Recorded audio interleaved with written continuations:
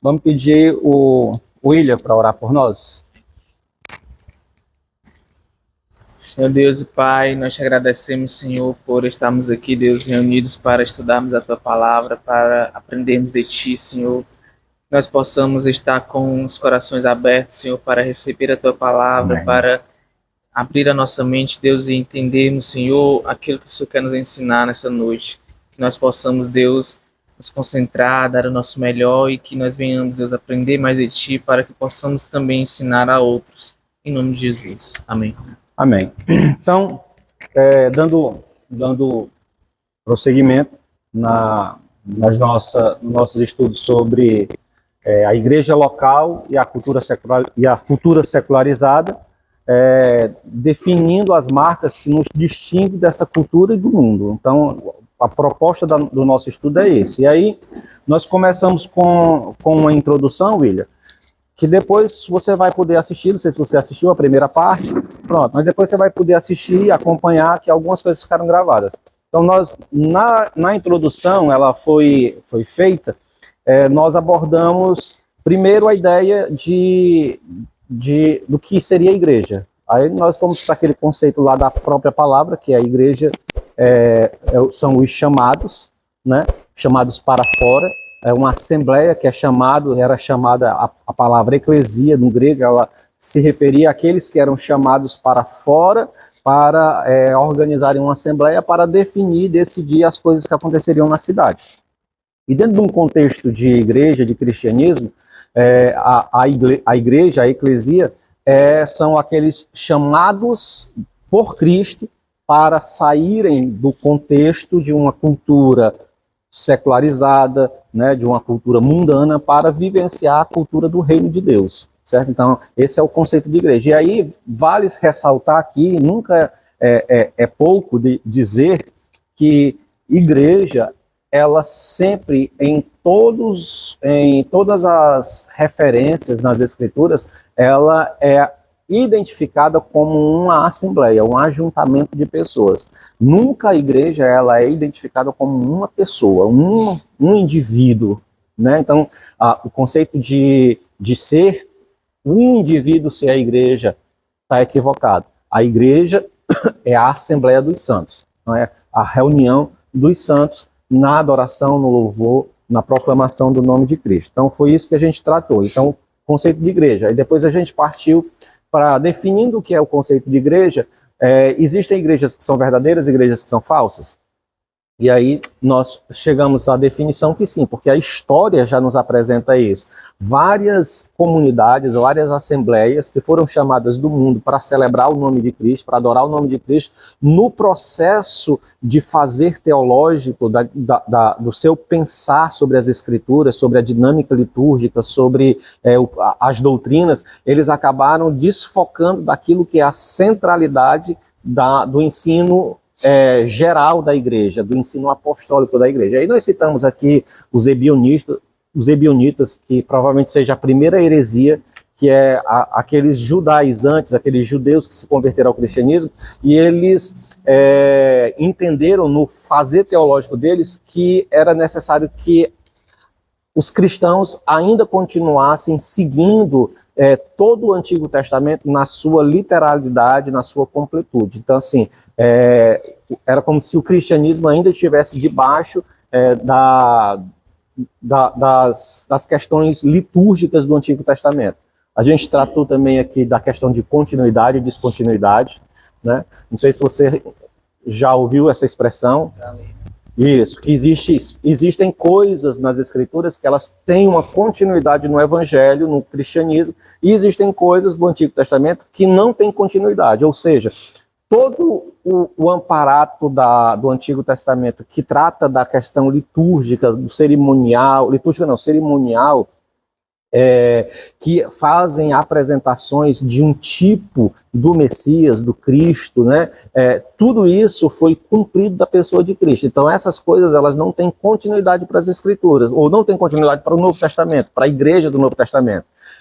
Entretanto, as leis morais que estão descritas lá, aqueles direcionamentos do Senhor, eles tem uma continuidade para as Escrituras, tem uma continuidade do Novo Testamento, para a Nova Aliança. Está dando para entender? A gente tratou um pouco disso. E aí definimos qual é o parâmetro de o que é uma igreja verdadeira e o que é uma igreja falsa. E aí a gente foi abordar o que os reformadores entenderam. Porque só foi no período da Reforma Protestante que começou-se a se pensar na questão de uma igreja que pode estar equivocada no seu fazer teológico, né, na compreensão doutrinária, na sua prática. Então, os reformadores começaram a pensar, e Martinho Lutero estabelece lá as 95 teses, protestando contra os abusos teológicos que a igreja humanista praticava, e a partir daí houve essa divisão, né, de igreja católica e igreja protestante. Eles começaram a pensar, bem, existem duas igrejas, não pode, uma está fora da verdade, a outra está com a verdade. Então, começaram a se estabelecer quais são os princípios que regem uma igreja verdadeira. E aí os reformadores eles estabeleceram dois princípios, que são os sacramentos. E quais são esses dois princípios? A exposição das Escrituras, a pregação da palavra de Deus, né, de forma clara e fiel, certo? E a segunda é a administração do sacramento do batismo e da Santa Ceia, incluindo nesses dois sacramentos, batismo e Santa Ceia, a disciplina eclesiástica. Aí a gente abordou também um pouquinho, só uma pincelada sobre a ideia de disciplina eclesiástica, que não tem nada a ver com esse entendimento que a gente tem na maioria das igrejas, que é quando uma pessoa comete um equívoco, um pecado, ele é conduzido na frente da igreja, é execrado publicamente, e depois é colocado para se sentar no banco, e vai passar lá 2, 3 meses, no máximo 6 meses, depois disso ele é restaurado. E nesse período ele não pode fazer nada na igreja, né? Pode doar, né? Então esse é um entendimento que muita gente tem de disciplina, né? Então isso não é disciplina eclesiástica, a gente vai posteriormente, é um dos pontos que nós vamos tratar. E aí os reformadores decidiram isso, pregação expositiva, administração do batismo e administração da ceia, né, com os elementos. Então isso é o que distingue. Mas aí você pergunta, tá, Weber, beleza, mas a igreja romanista ainda, ela também faz a exposição da palavra e ela também administra tanto o batismo como administra a ceia. Beleza, ok. Só que aí tem um parâmetro. Qual é o parâmetro? A exposição fiel das Escrituras, ou seja, é apresentar aquilo que as Escrituras estão dizendo, e não conceitos de uma tradição, conceitos daquilo que o homem gostaria de dizer, abordar temas que o homem se interessa para expor, ou para produzir como é que eu posso dizer? Para produzir no homem um sentimento de dependência daquela comunidade, daquela igreja, porque também é um dos padrões da igreja romanista, é a ideia de estabelecer na cabeça dos seus fiéis uma profunda e completa dependência dos seus padres, né, dos seus sacerdotes, do chefe maior da igreja, né? E, em contrapartida, a igreja protestante, ela estabeleceu outro princípio, que é o princípio que está lá nas Escrituras, que é o sacerdócio universal do crente.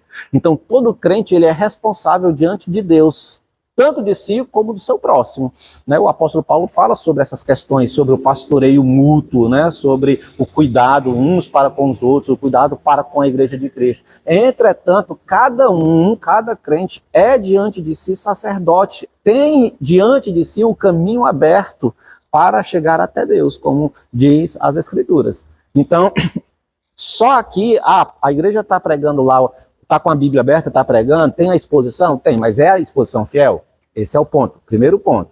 E aí o segundo, eles também praticam o batismo e também eles praticam a ceia, beleza, mas com que entendimento? Primeiro, o entendimento da igreja romanista é que o batismo salva.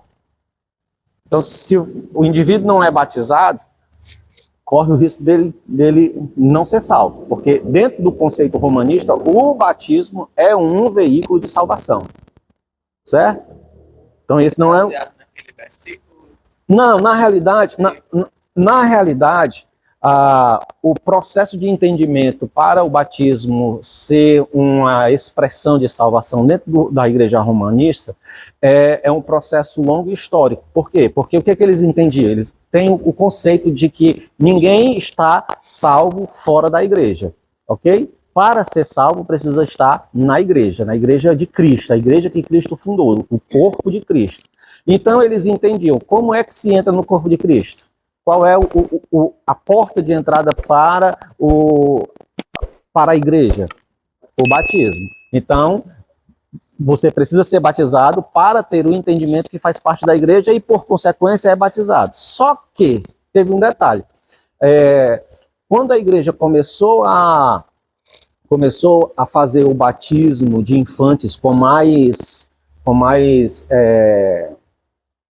intensidade, com mais regularidade. Por quê? Porque começou-se a pensar, e as crianças? Não que a igreja já não batizasse criança na antiguidade, sempre houve histórias, relatos de crianças que foram batizadas, casas, famílias, que o pai recebia o evangelho, e toda a casa era batizada, entendeu? Inclusive as crianças que estavam lá eram batizadas de acordo pela compreensão de fé do pai de família, que iria conduzir aquela família aos pés do Senhor. Deu para entender?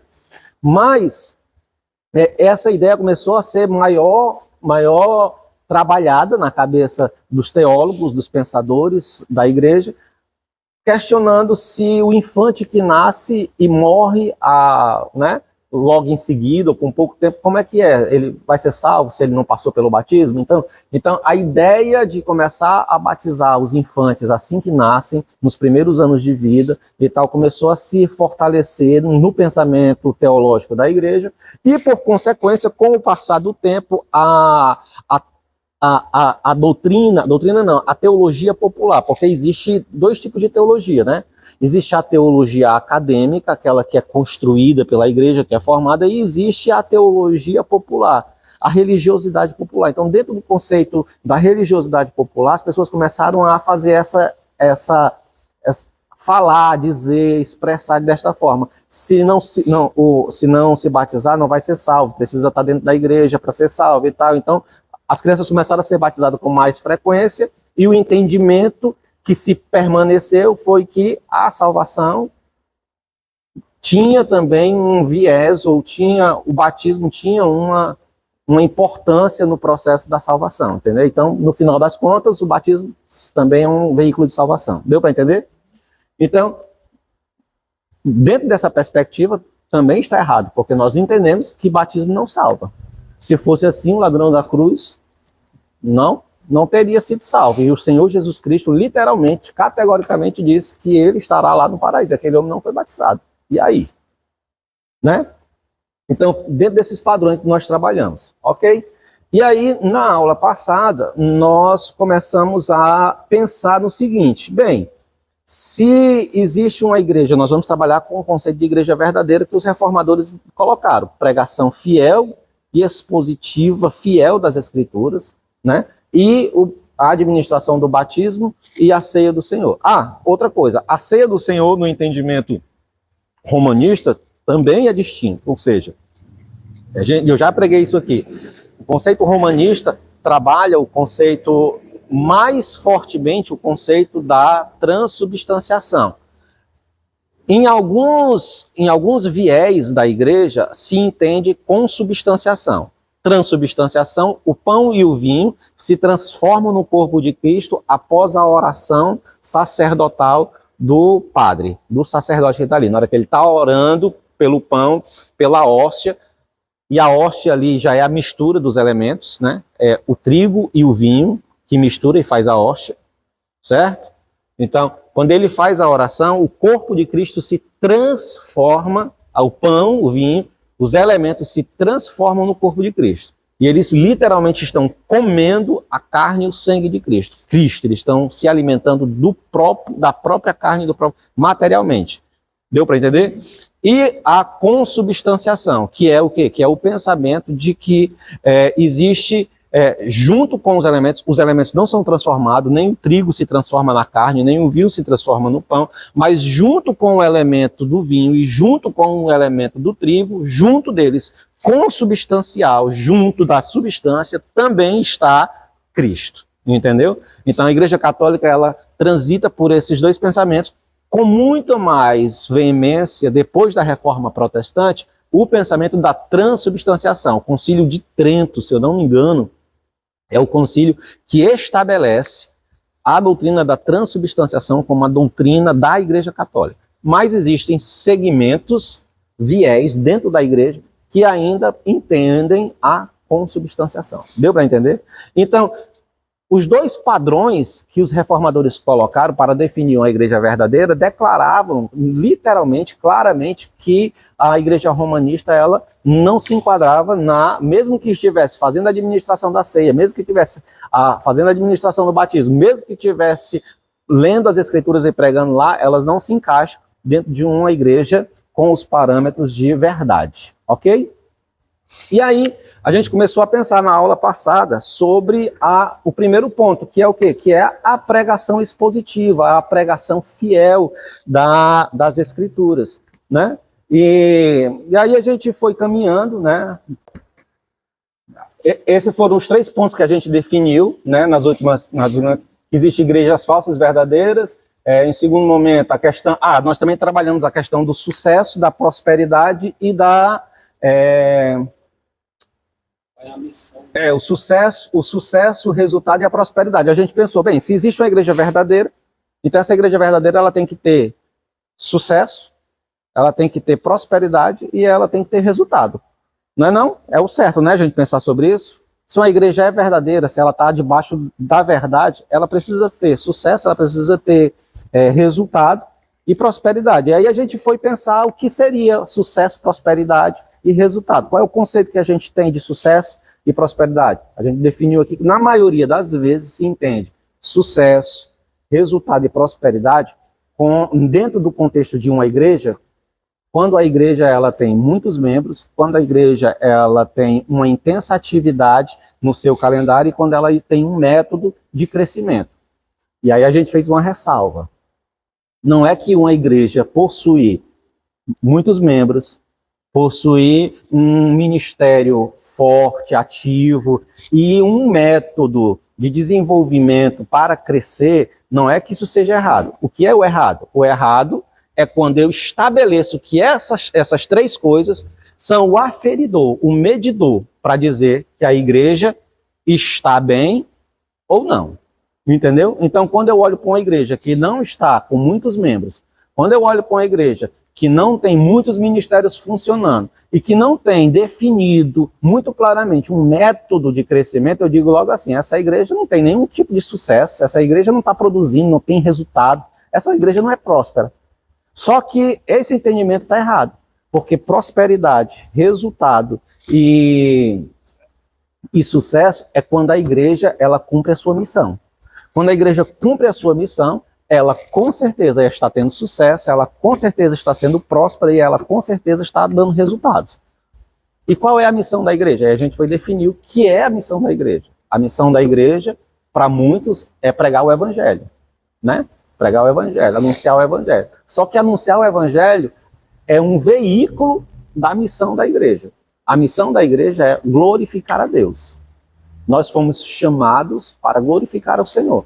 E o processo para glorificar a Deus, nós anunciamos o evangelho. Por quê? Porque se outras pessoas se aproximarem do evangelho, elas também vão fazer o quê?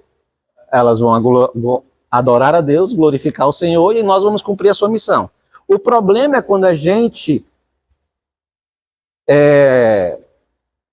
tem o entendimento contrário. Olha o entendimento. Qual é o entendimento? A minha missão é glorificar a Deus. Então, para glorificar a Deus, eu me utilizo das ferramentas que o Senhor me deu para proclamar o seu santo ser a outras pessoas, a fim de que outras pessoas sejam rendidas ao Senhor e passem a glorificá-lo. Deu para entender? Então esse é o caminho. Mas aí o que acontece na grande maioria das comunidades hoje? Elas têm um entendimento, o entendimento inverso. Qual é a missão da igreja? Proclamar o evangelho para que Deus seja glorificado. Entendeu? Então, ela está dizendo que a missão é evangelizar, é trazer pessoas. Porque se eu trouxer pessoas, Deus vai ser glorificado. Então o foco não está em Deus, está no outro. É por isso que a gente pensa em missão, a gente pensa em evangelizar pessoas, não no viés de que Deus vai ser glorificado, mas no viés de que as pessoas precisam. Entendeu? Então, por que que eu vou mandar pessoas lá na África? Porque os africanos precisam de salvação. Por que que eu vou mandar pessoas para a China? Porque os chineses precisam de salvação. Por que que eu vou mandar pessoas evangelizar na cidade de Jardim 1? Porque a cidade de Jardim 1 precisa de salvação. Eles precisam de salvação? Lógico que precisam, é verdade, eles precisam. Mas esse não é o meu objetivo. O meu objetivo é que Deus seja glorificado. E Deus será glorificado se eles tiverem conhecimento de quem é Deus. Então eles vão ser alcançados pelo Evangelho. Deu para entender? Então o caminho é distinto, o entendimento é distinto, né? Pronto, então essa foi uma das coisas. Também definimos que existe dentro do nosso contexto de proclamação 3 tipos de comunidades. Elas se estruturam na grande maioria das vezes. A forma como algumas comunidades, a forma como algumas igrejas elas se estruturam basicamente em 3 modelos. Quais são os modelos? Primeiro, um modelo liberal.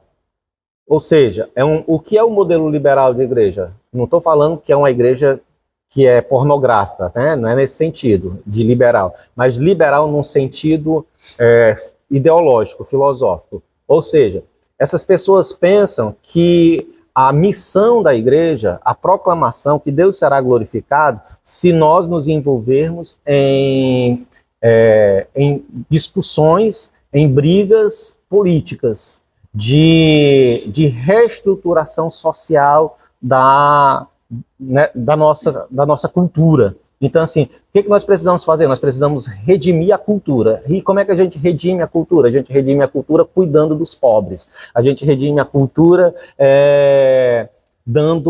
enfatizando a importância daqueles que foram historicamente oprimidos, historicamente perseguidos, as minorias e tal. Então, a ideia da igreja com um viés liberal, ela negociou o evangelho. O foco dela não é o evangelho, não é a proclamação de Cristo. Cristo e as escrituras são apenas um veículo para que eles possam alcançar o objetivo, que é o quê? A reestruturação social, a reestruturação do indivíduo como ser, como pessoa, como autônomo do seu ser, como protagonista da sua história, entendeu? A busca de cargos políticos também entra nesse...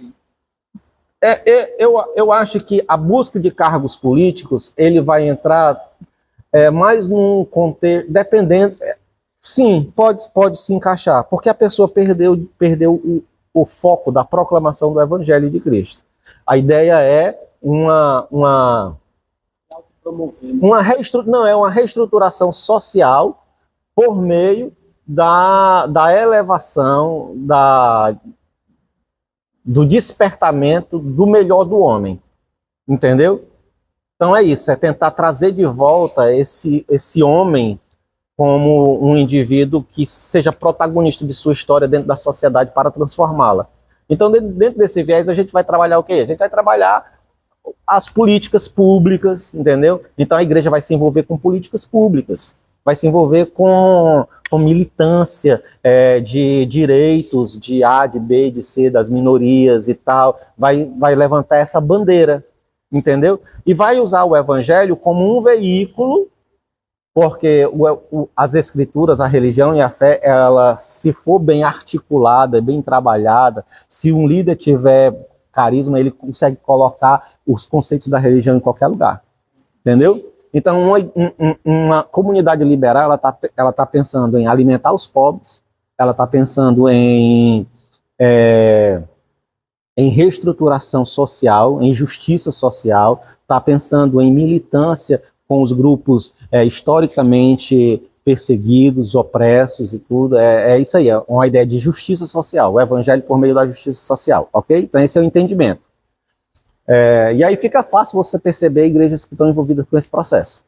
Na questão do político, eu vejo mais, na grande maioria, o político ele vai em busca dos cargos políticos, do envolvimento na política, não para fazer uma transformação social, mas para, no entendimento dele, proteger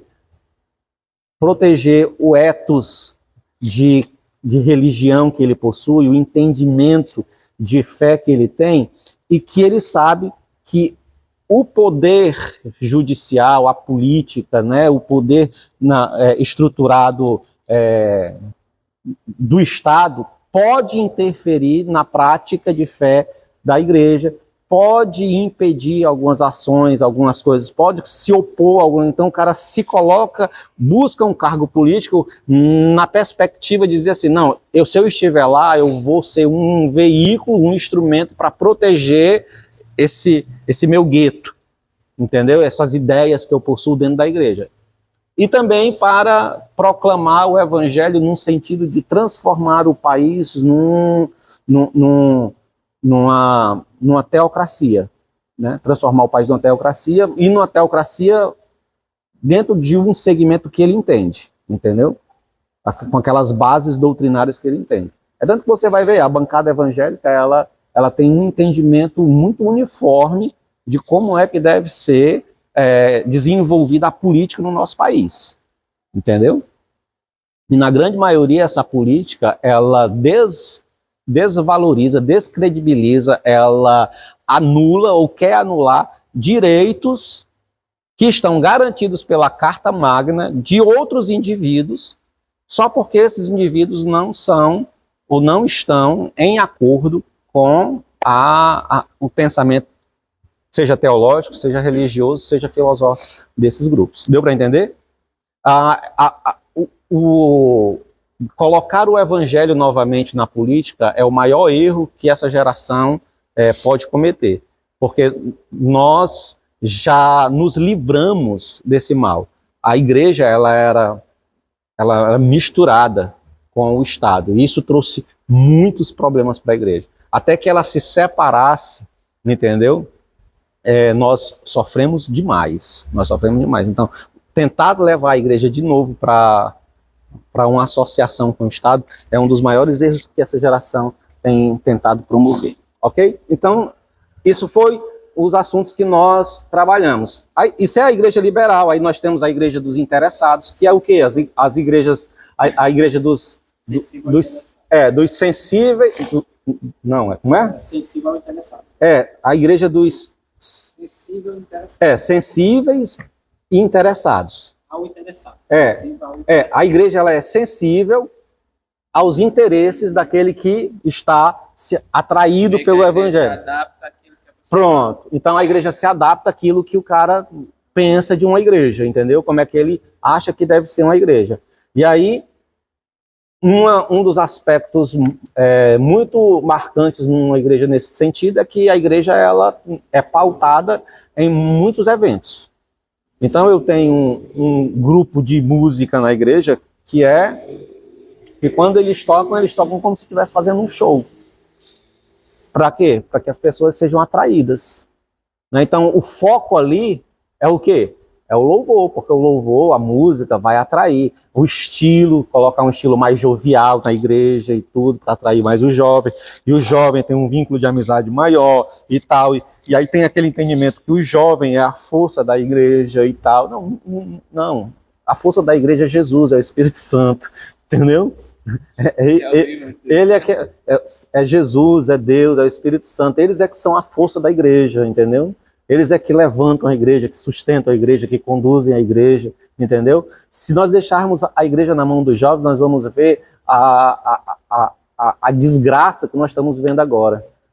Esse desvio que nós estamos encontrando agora foi porque nas gerações passadas, essa ideia do jovem, a força, o poder, o futuro da igreja, e entregaram na mão de jovens a igreja tem vivenciado absurdos de heresia, de falsos ensinos, de pessoas em cima de púlpito, pessoas no meio da igreja que nunca conheceram realmente a Cristo, o Evangelho, nunca passaram por uma transformação, nunca passaram por uma conversão, nunca passaram por um novo nascimento. E aí por aí vai. entendeu? Então, a igreja interessada, que é sensível, né, aos interessados. E nós vimos também a igreja tradicional, né? A igreja tradicional, que também tem o mesmo padrão de pensamento. A única diferença da igreja tradicional para a igreja sensível aos interessados é porque a igreja tradicional ela está comprometida com uma cultura um pouco mais antiga. Mas o entendimento é o mesmo. Qual é o entendimento? Trazer pessoas para Cristo. E aí, no trazer pessoas para Cristo, abrir as portas, alargar as portas da frente para que pessoas adentrem na igreja, eles vão diluindo, negociando o evangelho. Por exemplo, tem um folheto que é produzido pela Cruzada Estudantil. E eu tenho muito cuidado aqui no que eu vou dizer, porque a Cruzada Estudantil é um ministério que tem como patrono um grande personagem do evangelho na década passada, né? Que faleceu há poucos anos atrás, né? Que é Billy Graham, um dos maiores evangelistas da nossa geração. Entretanto, aquele padrão de evangelismo, aquele padrão de cruzada, de muita gente se aproximando do evangelho, se aproxima daquilo que Jesus disse, que joga a rede no mar e arrasta muito peixes, e depois você tem que escolher os bons e os ruins. E aí muitas vezes esse tipo de trabalho de cruzada é só jogar a rede e trazer para dentro, não houve a separação. Entendeu? Aí, por exemplo, tem um folhetinho chamado As Três Leis Espirituais. Você já viu As Três Leis Espirituais? É um folheto maravilhoso para você quebrar um gelo e começar a evangelizar, a começar a trabalhar Cristo, apresentar o evangelho, falar das leis assim como existem leis físicas da natureza, também existem leis espirituais. Aí te dá a abertura para tu dizer, né? A primeira lei é que você é pecador, entendeu? Aí depois a segunda lei é que Cristo vem salvar. E aí são as 7 leis, são 7 leis, acho que 7 leis espirituais, não, 3 leis espirituais, uma coisa assim. Mas aí o que é o problema? É que no final do folheto, lá no final, depois que você fala todas as leis, que você bota todos os argumentos, você mostra o desenhozinho, onde tem um círculo, umas bolinhas que apresentam os interesses e uma cruz do lado de fora do círculo, dizendo que no centro da tua vida estão os teus interesses, tudo bagunçado, e Cristo está do lado de fora. Aí você precisa colocar Cristo para dentro, mas aí às vezes você coloca Cristo para dentro da sua vida e os seus interesses ainda estão no centro. Ele só está dentro da sua vida, mas os interesses ainda estão no centro. Então você precisa colocar Cristo na cadeira do centro da sua vida para que todos os seus outros interesses sejam ordenados a partir da centralidade de Cristo. Aí a partir disso, ele começa a fazer o apelo. E ele diz, você não gostaria agora de entregar a sua vida a Jesus? Faça essa oração comigo. E aí pronto, aí ele só repita o que eu vou dizer, aí Senhor Jesus, aí você, Senhor Jesus, eu me arrependo dos meus pecados. E aí vai lá, aí pronto, no final da oração, no nome de Jesus, amém. Pode chegar, Robson. No nome de Jesus, amém. Aí o que é que eu digo? Pronto, irmão, glória a Jesus, você está salvo. Pai do Senhor, pronto. Já salvou, já aceitou Jesus, já fez a oração, entregou sua vida a Jesus, acabou, está tudo feito, está tudo normal. Só que você não se arrependeu, você não se converteu, você não teve uma experiência com Deus, você foi apenas convencido por um diálogo. Não houve um entendimento das Escrituras, de quem Cristo é e tal. Você está entendendo? Então isso causou muito mal. Isso é mais ou menos parecido com o que a igreja fez no passado, a igreja romana fez no passado.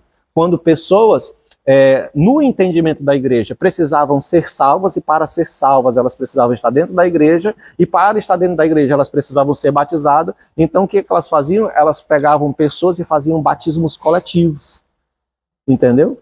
Quando os povos germânicos começaram a adentrar nos limites, né, daquilo que era o Império Romano, quando a igreja já estava estabelecida, e quando o Império Romano começou a ruir, ficou a igreja com a missão de evangelizar os povos germânicos. Então ela fazia isso. Então a igreja, nessas gerações, fez muito isso. Então, pessoas se aproximaram do Evangelho sem nunca ter tido uma experiência com Cristo, e ao longo da vida, dos anos, elas foram percebendo que, na realidade, elas não queriam Cristo, não queriam aquele padrão, não queriam aquela... E aí foram o quê? Foram se afastando, foram saindo, ao ponto da igreja utilizar hoje uma expressão de que a porta de fundo da igreja ela é mais larga do que a porta de entrada. Ou seja, as pessoas saem com mais frequência do que entram. Entendeu? Por quê? Porque quem entrou, mas não conheceu a Cristo. Não entrou por um processo de arrependimento, por um processo de reconhecimento, por um processo de maturidade. Foi amadurecendo, foi conhecendo, até ser convencido pelo poder do Espírito Santo. Entendeu? Então, esses são os modelos que a gente tem, que nós temos. Mas aí a gente passou para frente e foi questionando o seguinte, ora, se a nossa missão é glorificar a Deus. Quando nós glorificamos a Deus, uma das ferramentas da glória de Deus é obedecer sua santa vontade, é caminhar para que o seu santo desejo se cumpra, né, sobre a minha vida e sobre a vida do mundo, sobre a vida da sociedade. Então Deus deseja que as pessoas sejam salvas. Então nós precisamos fazer o quê? Falar de Cristo para elas. E aí surge a questão, como é que nós vamos falar? Com qual instrumento? Né, a gente falou ali sobre a missão da igreja, que é glorificar a Deus, e aí nossa missão é glorificar a Deus, foi para isso que ele nos chamou. Efésios capítulo 1, verso 11 e 12 diz isso, que ele nos chamou para a sua glória. E aí, agora, se a nossa missão é glorificar ao Senhor, e um dos meios de glorificá-lo se encontra ou se desdobra na evangelização ou proclamação de sua santa vontade a outros, então precisamos pensar em quais os instrumentos que nos foram dados para realizarmos essa tarefa, certo? Quais foram os instrumentos para falar de quem Deus é, para proclamar a vontade de Deus às pessoas? É aqui que começamos a pensar sobre a palavra de Deus que nos foi dada, a fim de que possamos conhecer, viver e divulgar a vontade daquele que nos chamou para a sua glória, ok? É nesse ponto que importa pensar sobre o conceito de exposição da palavra de Deus, ou pregação expositiva da palavra de Deus. Ora, se para que eu atinja o meu objetivo, que é glorificar a Deus, eu utilizo ferramentas que são as ferramentas da proclamação, da evangelização, para que outras pessoas também se aproximem e nós, como um grande conjunto, uma grande assembleia, possamos adorar e glorificar a Deus vivendo de forma correta nesse mundo, ok? Então, como é que eu vou apresentar Deus para essas pessoas? Lógico, eu preciso de um instrumento para isso. E que instrumento é esse? O instrumento é a palavra de Deus. Então eu preciso da palavra de Deus, então eu preciso conhecer a palavra de Deus e proclamar a palavra de Deus para que outras pessoas tenham conhecimento de quem Deus é, a fim de que elas possam também reconhecê-lo como Senhor e Salvador de suas vidas, para que então o Senhor seja glorificado. Observe que o que nós queremos tratar não é apenas sobre a afirmação de que existe um livro, uma mensagem, que reconhecemos e aceitamos como a palavra de Deus. Não é só sobre isso que eu quero tratar aqui. Quando a gente vai falar de pregação da palavra de Deus, de pregação expositiva da palavra de Deus, nós não estamos aqui só querendo dizer que nós reconhecemos que existe um livro que é inspirado por Deus, que é inerrante, né? Que é confiável, que é a palavra de Deus, e que nós a aceitamos como genuína palavra de Deus. Não é só sobre isso que eu estou falando. Eu estou falando o que desejamos tratar vai um pouco além, ou seja, eu sei que existe a palavra de Deus, que ela é Bíblia, ela é inerrante, é infalível, mas quando eu leio essa Bíblia que é a palavra de Deus, que é inerrante, que é infalível, quando eu prego essa palavra que é inerrante, infalível, quando eu anuncio, eu consigo ouvir Deus falando, sua palavra, sua santa palavra, ou apenas eu ouço e anuncio as coisas que eu quero ouvir ou as coisas que eu quero falar e tomo as escrituras que são infalíveis, que são inerrantes e que são inspiradas como base para justificar o que eu estou dizendo. Essa é a questão. É sobre isso que nós vamos tratar. Não é se a palavra é a palavra de Deus. Nós sabemos que é. Não é se a palavra é inerrante. Nós sabemos que é. Se ela é infalível, nós sabemos que é. Se ela é inspirada, nós sabemos que é.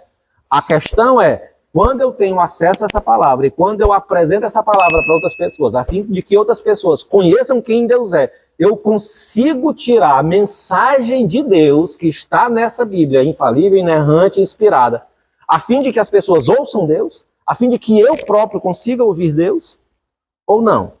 Ou eu simplesmente pego um texto bíblico, e falo o que eu quero, com a confiança, com a certeza de que é essa palavra que eu estou lendo, que eu estou em mãos, que eu estou manejando aqui, ela é a palavra de Deus, ela é infalível. Essa é a questão. Esse é um ponto divisor entre os que possuem as Escrituras nas mãos, mas não estão proclamando o conselho de Deus, e os que genuinamente estão ouvindo Deus falar sua santa palavra e seus santos conselhos dentro das Escrituras, certo? Os profetas, os apóstolos, eles receberam não uma missão de falar uma mensagem pessoal e uma mensagem particular. Não. O que eles deveriam proclamar era o conselho de Deus para os ouvintes, para que Deus, era o que Deus desejava que os homens ouvissem. Então, assim, quando um apóstolo, quando um pregador, ele se propõe a pregar o evangelho, ele não vai pregar a sua mensagem. Eu não tenho uma mensagem para pregar para a igreja. Eu tenho que pregar o quê? Eu tenho que pregar a mensagem de Deus.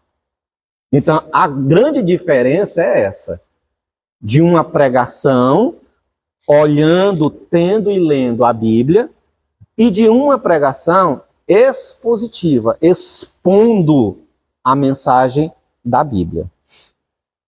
Tá dando para entender ou tá com alguma dúvida? Alguém tem alguma dúvida aqui? Vou fazer aqui uma pergunta. Tem um amigo meu que eu apresentei a ele uma pregação do Augusto Nicodemos, Sim. né? E aí ele ouviu a pregação, né?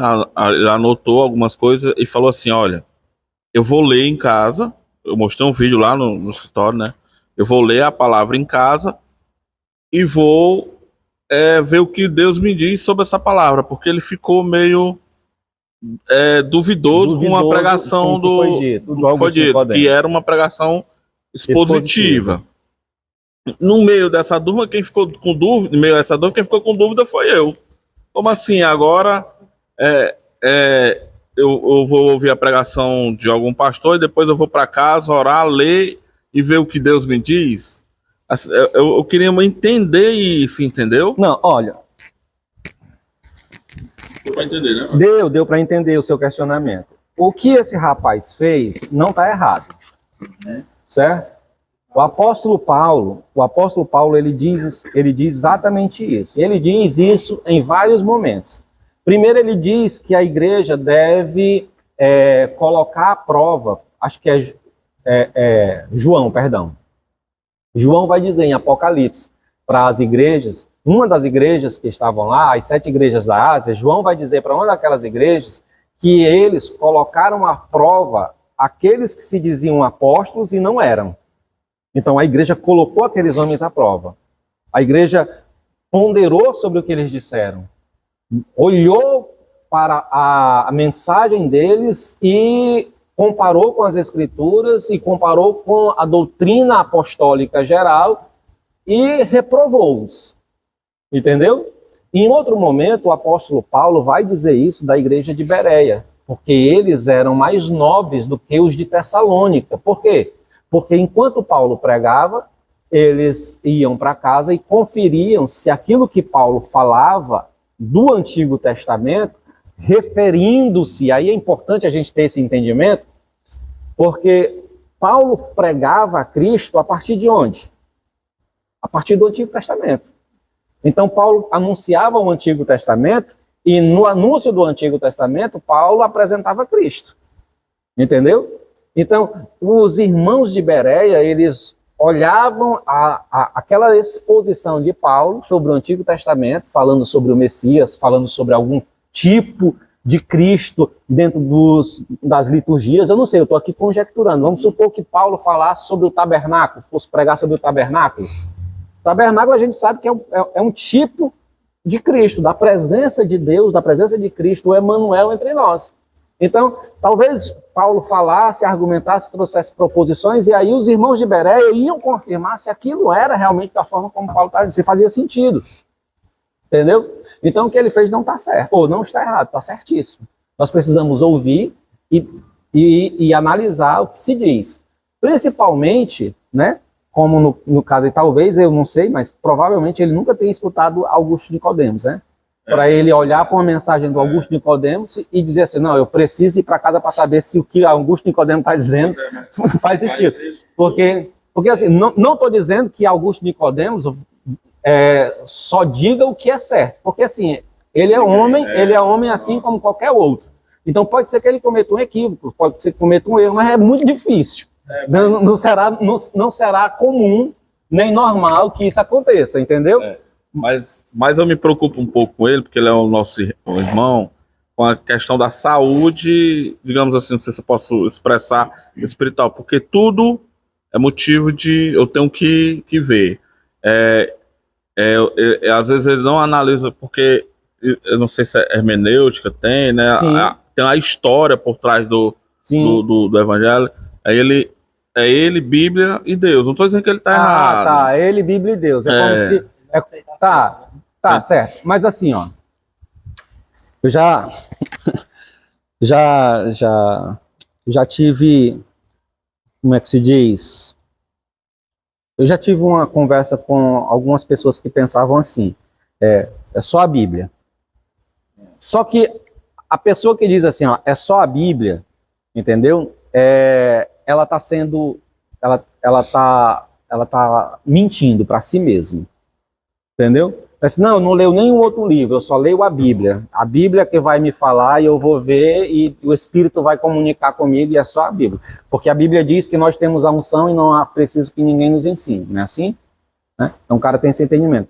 Só que o cara esquece que quando ele pega a Bíblia para ler, ele não parte de um ponto zero. Não, eu digo assim, de um ponto zero, ele chega neutro para olhar as Escrituras. Ninguém tem um ponto de neutralidade. Todo mundo, quando olha para as Escrituras, já carrega dentro de si alguma imagem, alguma percepção, alguma compreensão, algum entendimento daquilo ali. E aí lança sobre aquilo, ou é a partir dali que a pessoa vai começar a raciocinar o texto bíblico. Visão de mundo. Então ninguém é neutro. Ninguém é neutro. Entendeu? O que é preciso? É preciso que essa pessoa tenha esse entendimento, que ela não vai com neutralidade para o texto, não vai. Ela vai carregada, ela vai direcionada. Toda a interpretação das Escrituras ou de qualquer coisa da vida é confessional. Por que é confessional? Porque você já possui dentro de você algumas diretrizes para interpretar aquilo. Entendeu? Então, é a partir dessas diretrizes que você já possui, desses pilares, desses conceitos que você tem, que você vai interpretar todas as coisas que estão aqui diante dos seus olhos. Agora, o que é preciso? É preciso que essa pessoa tenha esse entendimento, seja ministrada para possuir esse entendimento, e aí, a partir disso, ela possa fazer ou tentar fazer o exercício de se distanciar dos seus preconceitos ou dos seus conceitos estabelecidos, sendo estes verdade absoluta para ela. Ou seja, ela abrir a possibilidade de que a visão de mundo que ela possui, os princípios que ela tem para interpretar aquilo ali, podem não ser os mais apropriados. Podem não ser, porque se eu me abro para essa possibilidade, então eu me permito que o Evangelho, eu me permito que Cristo, eu permito que o Espírito Santo comunique sua palavra a mim. Porque se eu não fizer isso, eu vou estar com a minha mente e o meu coração cauterizado. E mente e coração cauterizado é o que Paulo diz, é resistir ao Espírito Santo. Então você nunca vai ouvir o Espírito Santo. Entendeu? Essa é a minha preocupação em relação a ele. Pronto. Vamos seguindo? Então a ideia aqui é isso, é que os homens nunca receberam uma mensagem particular deles para a igreja. Então Paulo não tinha uma mensagem dele. Ele ia chegar lá e pregar para a igreja. O que ele tinha era Cristo. Ele diz isso, eu não fui ter entre vós com palavras de sabedoria, mas só quis saber entre vós o quê? Cristo e este crucificado. Então o que ele tinha era a mensagem de Cristo. Qualquer proclamação das Escrituras que não apresente ao povo o que Deus intencionava dizer, não pode ser considerada proclamação ou exposição dos conselhos de Deus. Qualquer proclamação das Escrituras que ela não tenha a intencionalidade de expor o que Deus quer dizer com aquele texto, qual era a mensagem de Deus ali naquele texto, isso não é pregação. Porque, e aí eu volto a dizer aqui, como eu já disse na outra aula, né? Porque a gente tem o entendimento que a Bíblia é inerrante, inspirada, tem autoridade, né? A gente tem o entendimento que qualquer pessoa que esteja lendo um texto bíblico e esteja pregando na igreja, por ter o entendimento que ele está com a palavra inerrante, inspirada e fiel, né? Por ele estar lendo aquilo ali, estar falando qualquer coisa com base naquilo que ele leu, o que ele está dizendo é a mensagem de Deus. E muitas vezes não é. Muitas vezes não é. E a gente vai dar umas explicações melhores para isso ficar claro. Em outras palavras, o pregador deve tomar as Escrituras em seu contexto, ou seja, esse texto ele foi escrito para um grupo de pessoas, dentro de um contexto social, cultural e histórico. Então, ela tem uma mensagem para aquilo ali. A mensagem primária é aquela, certo? Então, eu tenho que entender o que é que Deus estava dizendo ali, para aquele povo, para aquela situação, dentro daquele contexto. O que é que Deus estava dizendo ali? Pronto, beleza. Eu entendi isso, eu compreendi isso, para isso existem ferramentas. Hermenêutica, exegese, né? Alguma compreensão dos textos originais, comentários que possam te ajudar, né? Ferramentas tem aí demais que possam te ajudar a entender o texto direcionado dentro do seu contexto. Entendendo isso, aí eu vou pensar nas lições desse texto. O que Deus estava querendo realmente ensinar com isso? Para ali, para aquele povo. Ok, então eu entendi esse ensinamento. Ora, se Deus estava querendo ensinar isso ali, isso aqui tem alguma aplicação para a minha vida hoje, para a sociedade hoje, para o conceito onde a gente vive. Por quê? Porque é a palavra de Deus. E a palavra de Deus é o conselho de Deus para os homens. E o conselho de Deus para os homens não passa e não desvanece. É sempre atual, sempre presente. Então, todo o conselho de Deus que foi aplicado a qualquer cultura, a qualquer tempo e a qualquer janela de tempo histórico, ele pode ser aplicado hoje para nós, porque é a palavra de Deus, eterna, viva, verdadeira. Amém? Então, eu descobrindo essa mensagem, eu descobrindo esse texto, eu descobrindo esses princípios, eu consigo agora aplicar dentro do contexto em que eu vivo e vestir essa verdade, vestir esse princípio com as cores do nosso tempo, da nossa geração. Isso é pregação expositiva. Mas aí deixa eu voltar aqui um pouquinho para dizer para vocês sobre essa ideia de olhar para o texto, vê-lo no seu contexto, descobrir a verdade e o princípio, a mensagem que o Senhor estava querendo dizer e transmitir para ali, para aquele lugar, para aquele ambiente, para aquela história específica, naquela janela de tempo e espaço. E aí, descobrindo isso, entendendo isso, eu olho para o contexto geral das Escrituras, a teologia bíblica das Escrituras e como esse conselho ele se encaixa dentro da teologia, do desenvolvimento da vontade de Deus. Aí pronto, aí eu entendi o texto. Beleza. Se eu tiver esse entendimento, agora eu consigo aplicar para a igreja. certo? Trazer para cá e mostrar para a igreja o que é que Deus estava dizendo e como é que o que Deus estava dizendo lá pode hoje referir-se à nossa vivência, à nossa história, ao nosso caminho, certo? A nossa preparação para caminharmos com o Senhor. Deixa eu apresentar para você uma diferença aqui muito básica do que é pegar a Bíblia e pregar o texto bíblico, ler o texto bíblico e pregar o texto bíblico, mas não está pregando a mensagem de Deus. Mas você vai estar pregando o texto bíblico. Inclusive, você vai estar tirando ensinos do texto bíblico. Vai parecer uma pregação expositiva, mas não é. Por exemplo,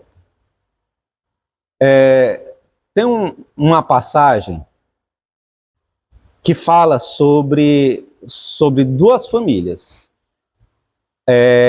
Ana e Eucana, com o seu filho Samuel, que é entregue no templo, certo?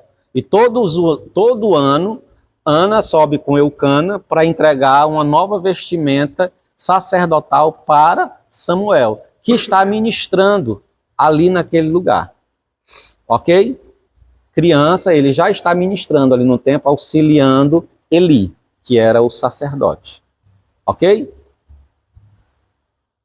Eli também tinha uma família, era o sacerdote e tinha 2 filhos. Vocês lembram do nome deles? Ofni e Finéias.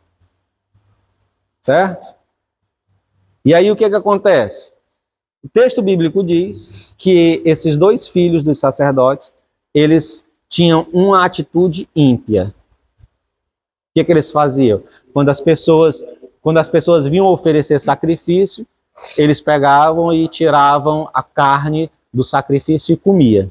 Ou então eles oprimiam o povo, né? Quando o povo ia sacrificar, e dizia assim, ó, você não vai sacrificar esse animal não, você vai me dar. E aí se o cara não desse, disse assim, não pai, deixa eu sacrificar, depois você pega o que você quiser. Ele dizia assim, ó, você vai me dar agora, senão você vai apanhar. E aí tomava. E eles ainda faziam o quê? Eles ainda se deitavam com as mulheres que vinham adorar o Senhor na porta do templo. A vida desses caras era tão ímpia que o texto bíblico diz que Deus procurava matá-los. Certo? Aí vamos nós. Tá aí o texto.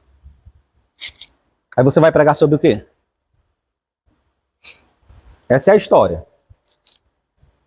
O que você pregaria? Qual seria o título da sua mensagem? Ó, você tem Eli como um pai, que é um sacerdote, e tem 2 filhos que são perversos, ímpios, e que estão na administração do culto, cometendo pecado na igreja. Você tem uma outra família, que ano a ano sobe ao templo, e que deixaram uma criança para auxiliar o sacerdote Eli na administração do templo. E ele está lá, cumprindo as suas funções de sacerdote. Qual era o tema da mensagem? De que você trataria sobre, quando você fosse pregar sobre esse texto? Tem várias ideias, né? Qual seria a ideia mais básica? Eu acredito que depende do foco também, né? Eu poderia pegar, olhando para o pai, a negligência com a palavra, né? O pai, de uma certa forma, se é possível, não tinha noção do que acontecia. Uhum. Então, o tema aí seria, é possível, né? Aparentemente, é possível você pregar, ele era o sumo sacerdote, então ele cuidava, tinha toda a liturgia ali, mas mesmo assim negligenciava, porque de uma certa forma ele tinha responsabilidade nessas atitudes do filho. Né? Então o tema seria familiar. É familiar. Como um sacerdote cuidaria dos seus filhos, ou do testemunho, o testemunho de um sacerdote, o testemunho de uma família cristã. Isso. Eita, aí dá para pregar num culto de família, irmão. Não é não? Ou então, olha outro tema bacana.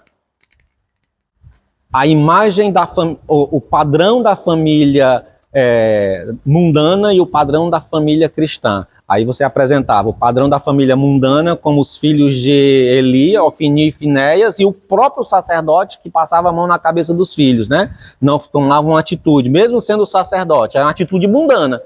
Enquanto Eucana, Ana e Samuel seriam a representação da família santa, cristã, verdadeira, que ministra no Senhor, né? Não, olha, dois cultos de família que dava pra gente pregar. Não? E eu já tinha visto de outra forma, já ia colocar a repreensão dos filhos. A repreensão, o tema da família está aí, né? É muito forte, né? A identificação do tema da família. Só que o texto não está tratando disso. O texto não está tratando disso.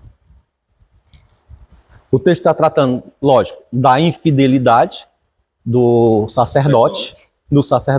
Ele é um responsável, né? E ele está ímpio, mas o texto está tratando especificamente de uma mudança de ministérios.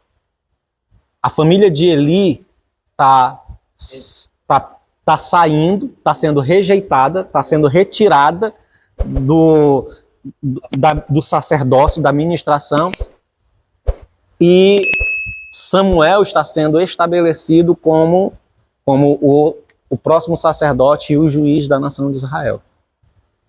É disso aí que o texto está tratando. Da mudança. Irmão, deu para tu ver? Ó, beleza. Está tratando de uma como é que eu posso dizer? De uma transição. Ó, entendeu o ensino? É uma transição. O que tu lembra agora, quando tu pensa nisso? A transição de um ministério para um outro ministério. Aí, lógico, de um ministério ímpio para um ministério santo, que era o ministério de Samuel. Aí tu pensa logo em que... Aí tu vai para o contexto da teologia bíblica, do desenvolvimento da teologia bíblica, falando da história de transição. Qual é a outra coisa que tu pensa? Tu pensa logo da transição de quê? De Saul e Davi. Saul foi levantado pelo clamor do povo, que queria um rei segundo as outras nações. Não foi isso? Mas depois Deus fez o quê? Ergueu um segundo o seu coração. Aí você vai mais para frente e você vê o quê? Você vê a transição. Que transição? A transição da lei para a graça. O ministério do Antigo Testamento sendo cumprido na pessoa bendita de Jesus Cristo e sendo instaurada a nova aliança. É disso que o texto trata. Então, eu posso subir lá para falar sobre família? Posso, mas eu estou pregando a verdade de Deus, o conselho de Deus? Essa é a questão. Entendeu? Vamos para frente. Deu para tu entender o que é o conceito de pregação expositiva agora? Pregar por sempre toda a Bíblia. Com toda a estrutura da Bíblia, com a teologia bíblica, com a verdade, porque a Bíblia ela é uma unidade. Eu já disse aqui, a gente trata as Escrituras como o quê? Como um grande mosaico, como pedaços. Por que eu ensino a Bíblia por livros? Por que a gente está estudando livros? A gente estudou, quando você chegou aqui, a gente estava estudando o livro de Atos, não era? Ou não? Estava no final, eu acho, né, do livro de Atos. Então, eu ministrei o livro de Atos inteiro. Terminei o livro de Atos, a gente foi para o livro, a primeira carta de João. Estava em João, né? Então, aí nós ministramos a primeira carta de João. E agora nós estamos ministrando Lucas. Quando terminar Lucas, a gente já está aí visualizando a possibilidade de pregar Apocalipse, de fazer a exposição de Apocalipse. E eu estou, desde o ano passado, que eu penso, que eu me sento, eu me estruturo para ministrar Isaías. Entendeu? Então, assim, por que isso? Porque eu quero que a igreja seja exposta ao livro, para que o livro faça sentido dentro da Bíblia. E não ficar pegando pedacinhos da Bíblia, mosaicos, quebra-cabeças da Bíblia. Você nunca vai entender o que é que Deus queria para o seu povo, para você, para a sua vida. Se você ficar só com pedaços. Se eu mandasse uma carta para você, William, se eu mandasse uma carta para você, e uma carta de 3 páginas, E aí, todo dia, tu pegasse e lesse 3 palavras dessa carta, de forma aleatória. Abri aqui, segundo o ponto de vista bíblico e histórico. No outro dia, aí tu abria de novo. Este livro resulta de uma série de sermões. No outro dia, tu abria de novo. Já hoje, esse livro não é um manual. Não. Tu ia entender alguma coisa da carta? Do que eu quis dizer para ti na carta? Mas é assim que a igreja trata as escrituras. É assim. Pega a Bíblia, lê um pedaço dela, cria uma história em cima daquilo, um entendimento que ela tem, faz um devocional translocado, às vezes, do texto lá, e pronto. E vai seguindo. E acha que está sendo alimentado da palavra de Deus, do conselho de Deus, da vontade de Deus. É por isso que muita gente não sabe qual é a vontade de Deus para a sua vida. Entendeu? Porque não conhece o conselho de Deus. Vai lá, você ia fazer uma pergunta? Era uma indagação também, né? E uma confirmação nessa perspectiva de a palavra de Deus, ela é única, né? Então, a gente tomando partido como esse exemplo foi dado, né? E que ali só existe uma verdade. Então, a gente entende como uma proposição. Então, é sim ou não. Então, a confusão sai daí, né? Então, você toma uma pregação que você vai deslocar, que é totalmente deslocada, falar de família aí. Então, vai criar verdades em cima disso daí que vão ser diferentes, que vai dar diferença. Não é o que Deus estava querendo dizer. Pronto, ela vai dar várias interpretações. Então, vários, sei lá, vai sair daí várias verdades. É o que nós vamos falar aqui, ó. Esse ponto aí, ó. É porque devemos seguir o padrão. Que padrão? O padrão da exposição bíblica. Por quê? Porque comumente se encontra em muitas proclamações e pregações onde o foco é tratar de temas de interesse dos ouvintes. Mesmo que tais temas, mesmo que tais interesses se apresentem justificáveis ou biblicamente corretos. Porque ó, se eu falar sobre família, se eu falar sobre vida cristã, sobre mordomia, sobre fidelidade, sobre devoção, sobre santidade, sobre pecado, não são temas bíblicos, não, isso? Então, se eu pegar a Bíblia aqui e pregar sobre família, como se eu pegasse esse texto que eu acabei de citar e fosse pregar sobre família, não seria válido? Seria ou não seria? Não, não seria. Não seria. Não seria porque, como eu acabei de dizer, vai sair várias... Não seria porque não é a vontade de Deus. Agora, existem textos específicos que Deus trata da família. Entendeu? Então, quando Deus está tratando especificamente do contexto, do tema da família, aí eu tenho que falar sobre família. Por exemplo, você está aqui há quanto tempo? 3 anos. Quantas vezes você me viu pregar sobre dízimo e oferta? Pregar. Uma pregação, um estudo que abordasse o tema de oferta, de dinheiro na igreja. Quantas vezes você me viu fazer isso? Seja num domingo ou seja numa quarta. Uma vez. Qual foi o texto? Foi da oferta da viúva. Da oferta da viúva. Por quê? Fala de oferta. Porque o texto aborda a oferta. O que o texto está tratando é exatamente isso, que aquela mulher, ela deu mais do que todos ali. Ela deu o que ela tinha, os outros dão do que sobram. Da devoção daquela mulher, do comprometimento do culto daquela mulher. E aí nós falamos o quê? Nós falamos do culto e nós falamos da oferta. Do dinheiro mesmo específico, que também é uma expressão de louvor e de adoração a Deus. Você entendeu? Então eu não estou falando de oferta a todo tempo e a toda hora, porque é interesse da igreja, é interesse meu de reforçar o caixa da igreja. E se bem que nós precisamos de dinheiro. E eu poderia fazer isso se eu quisesse. Mas eu estava certo? Não estaria. Eu estaria sendo o quê? Infiel com aquilo que Deus me chamou a fazer, que é pregar seus santos conselhos. Então, quando eu tenho uma dúvida, assim, num tema... Quando tem uma dúvida assim, num tema direcionado, eu posso sim ir para a Bíblia procurar algo de Deus para falar sobre isso, mas tem que ser o texto contextualizado específico sobre esse assunto. Sim, que Deus está tratando disso para o povo. Por qualquer assunto que seja, né? Qualquer assunto que seja. Se Deus está tratando daquele assunto, pode falar que está certo. Você está fazendo a exposição da vontade de Deus. Entendeu?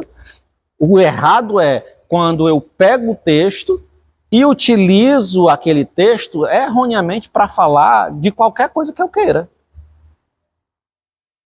Uma dúvida que eu tive sobre a pregação, né? Aliás, sobre quem escuta a pregação.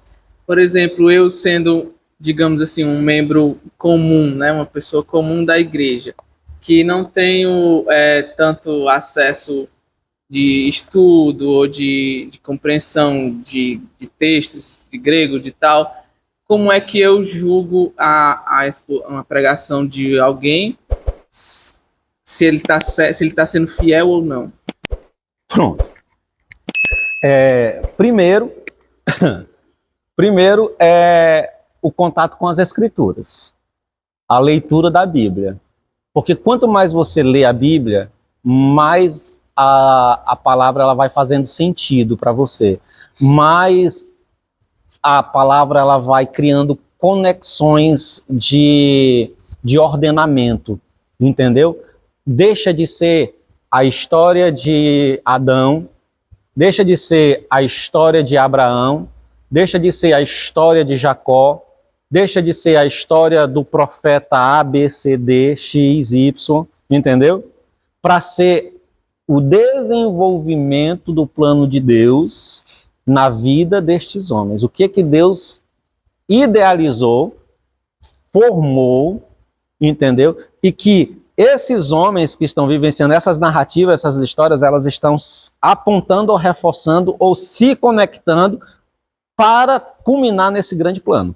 Então, se você começa a ler as Escrituras bastante, começa a ter esse entendimento e oração, e lógico, e estudo, um comentário. Hoje não dá para você dizer assim, eu não tenho acesso. Tem, internet está aí, entendeu? Tem livros em PDF, tem livros livros, como é que a gente diz isso? Não é audiobook não. Tem o audiobook também, mas eu quero dizer é o formato do Kindle, né? Tem os Kindles aí, que é o livro digital, que você pode adquirir, que é muito mais barato do que o livro físico, e não tem desculpa para você não ter um comentário, não ler um texto bíblico. E aí você vai, lógico, vai procurar comentários de responsabilidade, por exemplo. Olha quem são as figuras hoje que tem algum reconhecimento nas mídias, né? Então, acabou de falar aqui do Augusto Nicodemos, é um cara que tem um reconhecimento, que tem uma autoridade, que tem uma história, que ninguém nunca ouviu falar de nada que desabonasse nem a pregação, nem a vida, nem a conduta de um homem desse. Ele já é um ancião, um homem, uma autoridade, um doutor, né? Então, esse homem ele tem alguma coisa a dizer de verdade. Então, vamos ver o que ele está indicando, quais são os livros, quais são as referências, né? Você encontra aí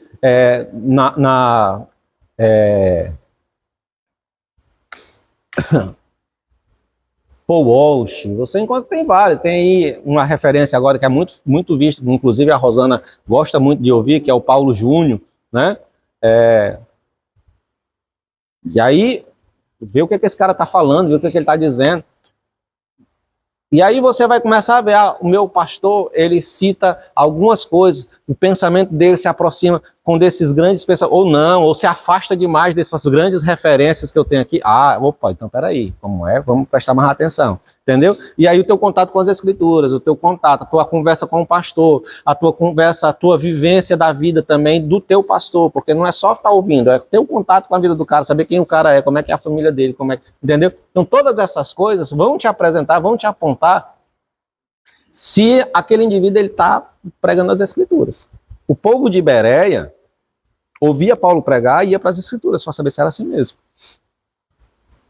Eles não eram teólogos, eram pessoas comuns, do chão da igreja, entendeu? Mas o que eles tinham? Contato com Deus. O que eles tinham? Conhecimento das Escrituras. Eles sabiam das Escrituras, eles sabiam o que era que as Escrituras estavam falando. E aí você ora, conversa com Deus. Não precisa de ter entendimento do grego, do hebraico, da língua original, para você saber se a pessoa está pregando errado ou não. Inclusive, tem um teólogo que é Bruce Walker. É Bruce Walker. Ele é doutor em Antigo Testamento. E ele tem uma entrevista, e numa dessas entrevistas dele, ele diz exatamente isso. O entrevistado, o cara que está fazendo a entrevista com ele, questiona-o sobre essa ideia do conhecimento das línguas originais. Porque em algum momento, assim, ele fala que é importante ter, né, o conhecimento e tal. Mas aí ele diz, eu não estou dizendo que só quem pode ler e entender as escrituras é quem tem o conhecimento das línguas originais. Não, é isso. E aí a irmãzinha, o irmãozinho que está lá, né, que às vezes só tem a 5ª série, mas tem uma profunda comunhão com o Senhor, lê as Escrituras, o Senhor comunica verdades profundas a ela tem um entendimento bíblico, ela consegue discernir, fazer elos do pensamento teológico, sabe? A história bíblica, ela tem um fluxo contínuo na mente dela, quando ela pensa, ela visualiza o plano de Deus da redenção completo, né? Não é um mosaico, não, é um... E aí? Não sabe o que é um vav, não sabe o que é um iota, entendeu? É isso, tá bom? Então, como é que você vai saber se a pessoa está pregando o evangelho? Primeiro, estudando a Bíblia, conhecendo a Bíblia. Eu já falei aqui, quando você passa no concurso para ser bancário, para trabalhar no banco, você passa por um treinamento para reconhecer a nota verdadeira e a nota falsa. Sabe como é que é o tratamento? O treinamento, aliás? Como é que você acha que é? Só nota verdadeira. Só nota verdadeira. Você só vai ter tato com nota verdadeira. Você vai estudar como é a nota verdadeira. Porque se você conhecer a nota verdadeira nos mínimos detalhes de uma nota verdadeira, na hora que uma nota falsa vier, você reconhece. Então, é só as Escrituras. Ok? Então, por que a gente tem que seguir esse padrão? Primeiro, porque é a proclamação da palavra, expondo os conselhos e verdades de Deus que devem ocupar a centralidade da igreja. Certo? Por que a gente deve caminhar, priorizar a pregação expositiva? Porque a palavra de Deus tem que ser o centro. Pode falar. Outra coisa também, que eu já ouvi muito, que o mesmo texto ele pode falar de diferentes formas, com várias pessoas, e pode falar de várias coisas diferentes no mesmo texto. Porque aí a pessoa fala, baseado naquele texto, que a palavra do Senhor se renova a cada manhã. E aí, como é que fica esse ponto? Tá. O texto bíblico, ele só tem uma verdade, um direcionamento, uma interpretação. O texto bíblico ele não tem 2, 3, 4, 5, 6 interpretações. Não tem. É uma interpretação. Deus, quando ele escreveu sua palavra, ele queria dizer aquilo ali para os homens. Então ele queria dizer aquilo ali para os homens. Ele não queria dizer aquilo ali para você e outra coisa para mim e outra coisa para ele. E outra coisa para ele. Não. Era uma palavra, é uma mensagem. Deus tem uma mensagem para os homens. Ok? É uma mensagem, é uma interpretação. Então não existe 2, 3, 4, 5 interpretações de um texto bíblico. Só existe uma. Os outros são erros, são equívocos, são enganos. Certo? Então só existe uma interpretação, uma mensagem. Mas existem possibilidades de aplicabilidade desta verdade para as nossas vidas. E aí, nesse sentido, eu posso aplicar um princípio daquela verdade que Deus quis dizer para a sua vida, para a vida dele, para a vida dele, para a vida dele. Dentro de um contexto onde você está vivenciando, dentro de um contexto onde ele está necessitando, dentro de um contexto onde ele está atravessando. Entendeu? Então, o que eu posso fazer são as aplicabilidades da verdade da mensagem que o Senhor quis dizer. Mas o que o Senhor quis dizer não muda. Certo? Ficou claro isso? Então vamos seguindo. Então por que nós temos que seguir esse princípio de conhecer e interpretar a verdade de Deus, aquilo que Deus quis dizer num texto, a pregação expositiva? Porque a palavra tem que ser o centro, certo? Ela tem que ocupar o centro da nossa vida, o centro do nosso culto, o centro do nosso direcionamento. Algumas coisas precisam ficar claras aqui, nesse momento, ou seja, não estamos falando que na grande maioria das igrejas não esteja sendo lido a Bíblia, nem não esteja sendo lido a Bíblia em seus púlpitos, ou que elas estejam usando outro livro na confecção de seu sermão. É aquilo que eu já disse aqui anteriormente. Quando eu estou dizendo aqui que a pregação expositiva, a gente tem que seguir ela, porque ela que é a exposição fiel da mensagem de Deus, né? Isso não significa dizer que outras igrejas que estão lá desenvolvendo o seu culto, elas estejam lendo qualquer outro livro que não seja a Bíblia. O que eu estou querendo dizer é que, será que onde essas igrejas estão abrindo a Bíblia, estão lendo a Bíblia, elas estão praticando a exposição fiel daquilo que Deus queria dizer, a mensagem de Deus? Essa é a questão. Entendeu? Porque lembra que eu disse, eu posso pegar o texto bíblico, eu estou usando a Bíblia, eu leio o texto e digo o que o texto não está dizendo. Então a questão é essa. Então, nesse sentido, a mensagem, a pregação, a palavra de Deus, ela não é o centro. Quando eu pego a Bíblia, mesmo pegando a Bíblia, e pregando aquilo que a Bíblia não está dizendo, eu não estou pregando, não estou colocando a Bíblia no centro. O que eu estou colocando no centro? A minha ideia. Como eu entendi a Bíblia. Entendeu?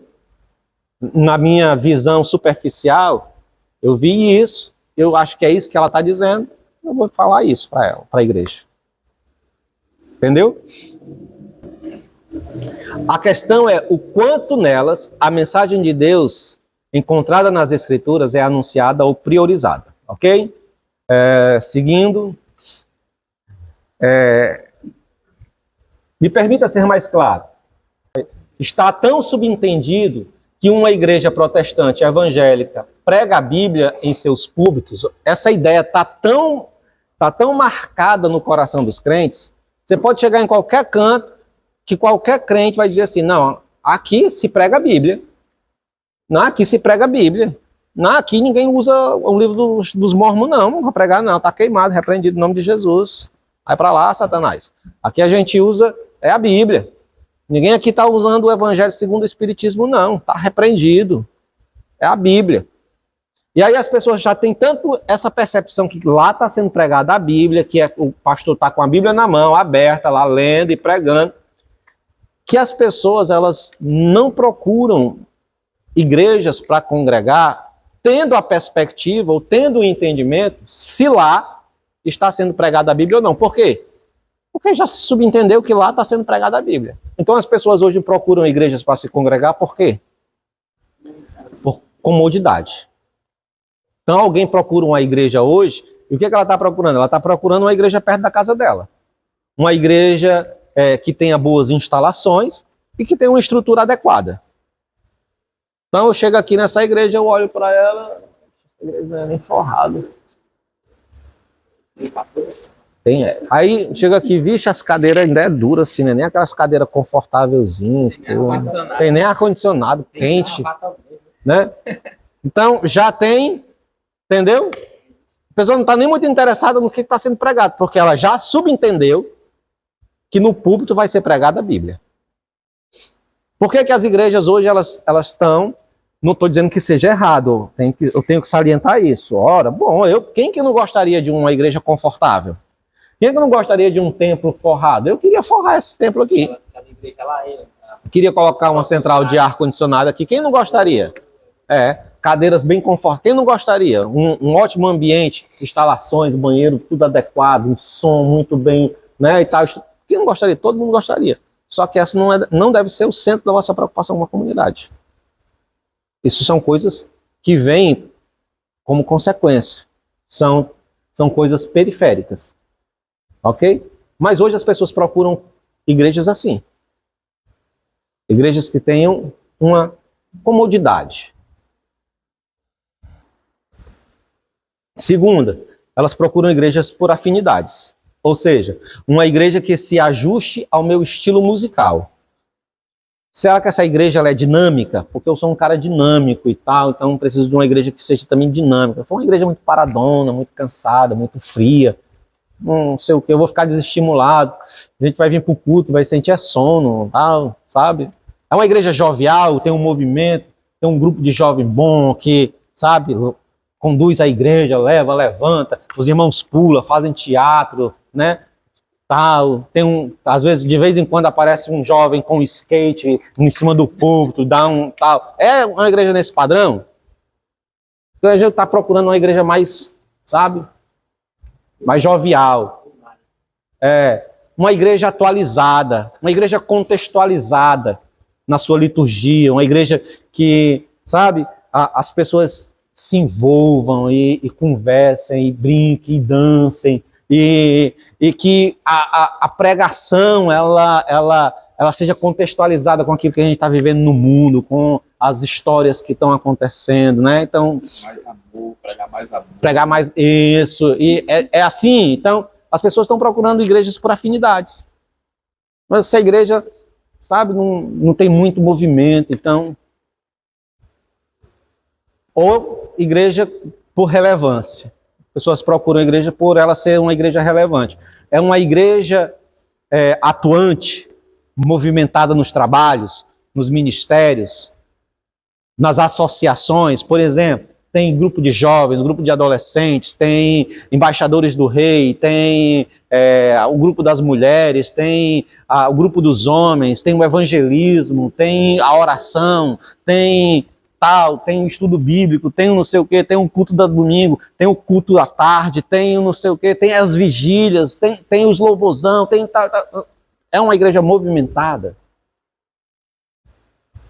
relevante.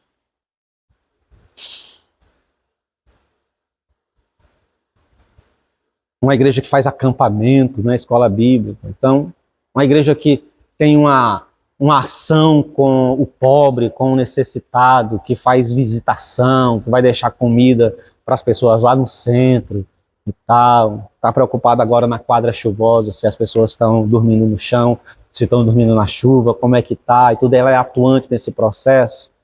Essa igreja ela tem uma liderança carismática, as pessoas estão procurando líderes carismáticos. Essa igreja tem um pastor, tem uma liderança que é cativante. As pregações são contextualizadas com os temas que nos interessam.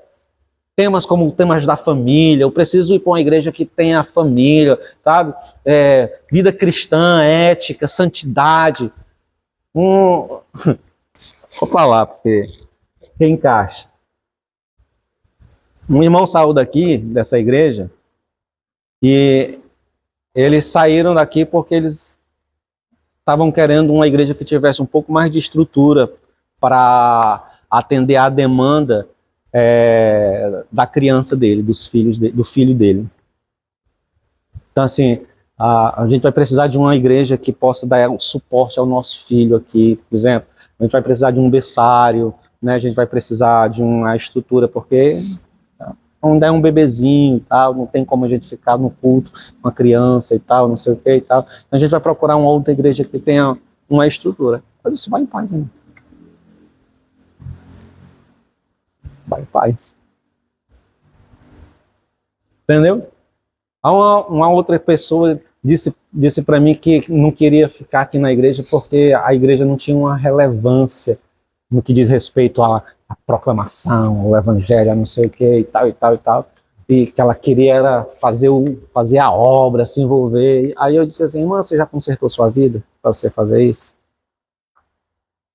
Já consertou sua vida? Você está vivendo em santidade? Porque para você poder desenvolver seu ministério, do jeito que você está falando, com relevância, você precisa ter uma vida de santidade. Porque você vai evangelizar e você vai querer aconselhar e discipular a pessoa, e quando ela souber como é a sua vida, ela vai perguntar e questionar com que autoridade você tem para estar discipulando e ensinando ela. E aí? Mas a pessoa quer uma igreja que seja relevante. que seja envolvida no ministério, que faça o trabalho, que tenha movimento. E aí ela foi. Vai em paz, irmã. Em nome de Jesus. Todas essas coisas têm ocupado o centro de interesse da grande maioria das pessoas. E isso porque tem se subentendido que a pregação fiel das Escrituras está sendo realizada pelo simples fato do pastor ou a liderança estar lendo ou usando um texto bíblico para basear seu discurso. Precisamos entender que comodidade, afinidade, relevância e uma hierarquia e uma liderança carismática tem sim o seu lugar na igreja, mas estas coisas não podem ocupar o centro de nossos interesses e muito menos devem ser a centralidade de nossas igrejas locais. O centro da vida cristã e da saúde de uma igreja e de cada crente individualmente ou coletivamente é a mensagem de Deus expressa nas Escrituras. Deus decidiu deixar uma mensagem escrita para nortear a vida de seu povo. Êxodo, capítulo de número 31, verso de número 18, é o texto que diz que Deus escreveu com o seu dedo nas tábuas da lei. Deus escreveu com o seu dedo as tábuas da lei. Tu vai conferir aí, irmão, de Beré? Quando o Senhor terminou de falar com Moisés no Monte Sinai, deu-lhe as 2 tábuas da aliança, tábuas de pedra escritas pelo dedo de Deus. Pronto. E aí, irmãos, Deus deu essa mensagem escrita por ele ao seu povo. E é essa mensagem escrita que deve ser o centro de todo o nosso interesse na vida cristã.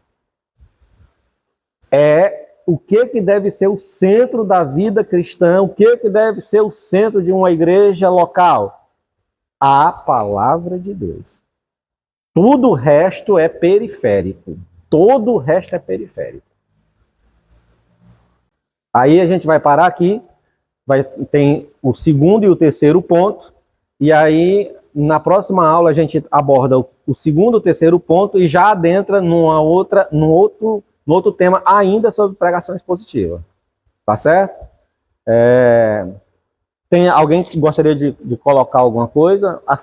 Para hoje, o que precisa ficar muito claro, muito evidente nem tudo que se diz das Escrituras deve se entender pelo simples fato de que nós temos a aceitação de que a Bíblia é a palavra de Deus, infalível, inerrante, inspirada, mas nem tudo que se diz da Bíblia, abrindo o texto e expondo ele, é a mensagem de Deus.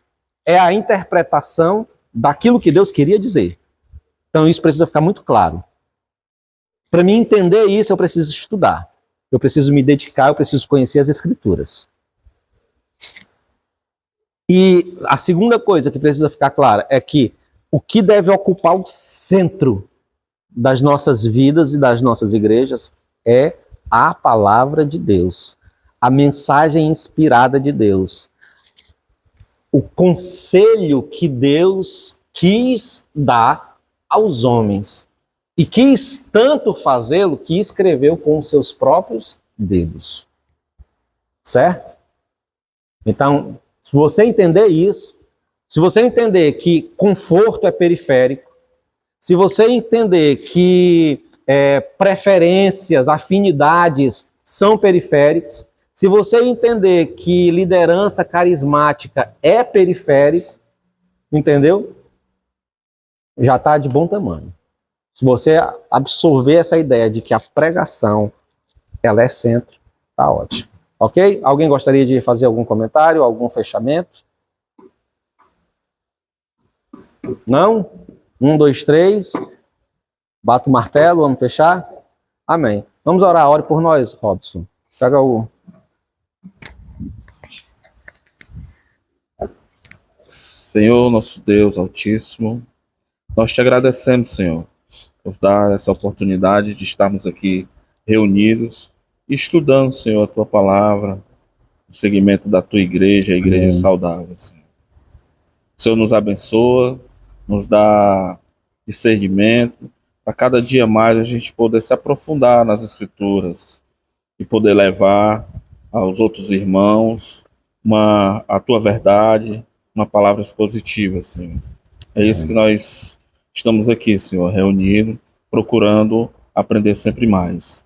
Nós queremos Te agradecer por tudo que Tu tem dado na nossa vida, Tua misericórdia, a Tua graça, o Teu aprendizado. E estamos aqui, Senhor, para Te louvar. E assim nós Te agradecemos. Em nome do Senhor Jesus. Amém. Amém. Glória a Deus.